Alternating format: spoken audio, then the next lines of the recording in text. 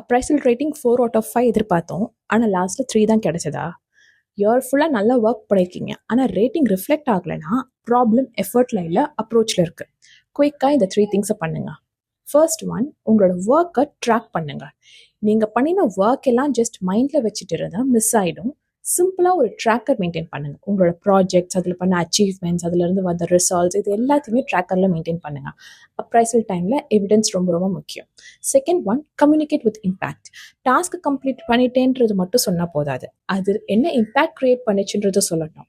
For example, உங்களால் ஒரு particular டாஸ்கோட time save ஆச்சு, ப்ராசஸ் இம்ப்ரூவ் ஆச்சு, இல்லைனா டீமுக்கு நீங்கள் என்ன வேல்யூ ஆட் பண்ணியிருக்கீங்க, இதெல்லாம் தான் நீங்கள் அப்ரைசல் டிஸ்கஷன் அப்போ பேசணும்.